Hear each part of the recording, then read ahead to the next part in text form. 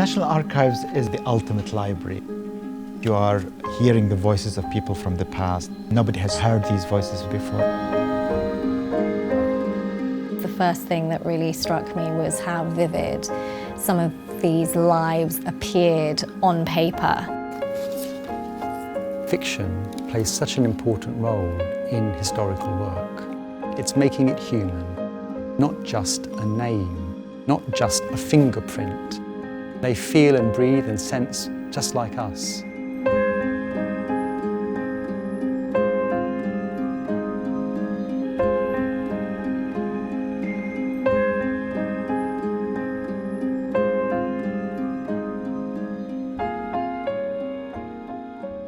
The Once British, Always British title came from one of our letters that was written into the Home Office, and it was a plea from a boarding house keeper who basically said that I've got a man who, as far as I'm concerned, is British. And just in the middle of the letter comes this, what I would call a killer line. And I thought, wow, this is a project in itself.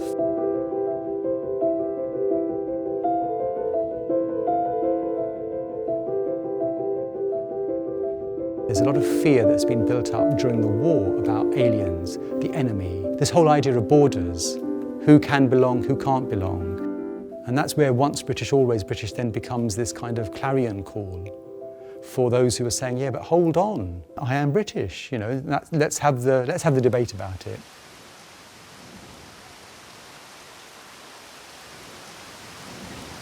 My dear Nazma, I finally reached England after weeks on the waves. I'm in a big city called Liverpool now. Ships big as mountains steaming in and out of the port. Sailors from around the world spilling in, streaming along the waterfront. But it's been cold and wet here since I arrived. Even this fireman is shivering. My story represents that experience of a lot of South Asian men around that time who fought in the First World War. They fought for king, country and empire.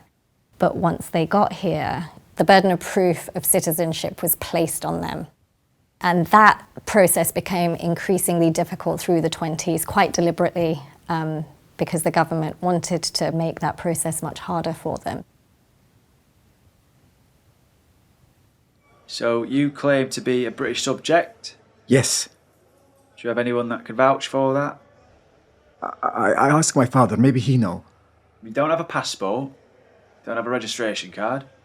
I'll have to charge you with landing in the United Kingdom without leave of an immigration officer. Charge me? It will go on your record. Here were people in authority deciding the fate of these people who were not even invited to the conversation. They were not even consulted. So one of the joys of writing this play is to give the sailors a voice, which would have not been appreciated at the time. The archive inevitably is the voice of the government and its officials. Sometimes it's those silences, what's missing, that often gives us the clues to where our work should go. How else can I tell this story so that it shows another angle?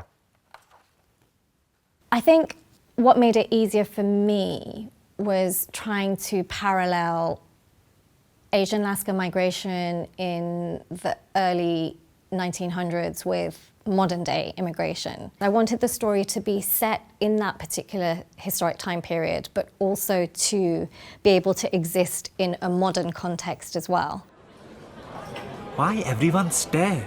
Because you're in a Scouse pub only drinking water. What are you doing here with him? No one wants these filthy darkies in this pub, in our house, in our city. What I often look for is direct address by the people I want to characterize. So I look for documents that have their voice in a way.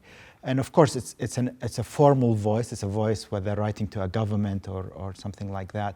But it still gives you a flavor of the human being behind the documents. Dear sir, I have come from South Shields to see what you can do for me. I've never had a job since I left my last ship, the steamer Barmore.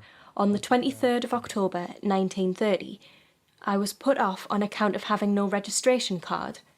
I have no means of a livelihood unless I get a registration card. And that story happens, very often. People who are called for labor and then discarded. There's just something so ruthless about it, so inhuman. They were real people, real flesh and blood people. And the way they're often spoken about, they're treated as undesirables, as a nuisance, as a menace. But these are just real people who are trying to make a living, trying to survive. And I think this is where these types of projects play such a critical role, to give that space for those marginal voices to become centre stage. And at its essence, trying to make our records much more accessible, relevant and important to people who may think there's nothing here for them. These are your stories. They're not the stories of the archive. They're your stories.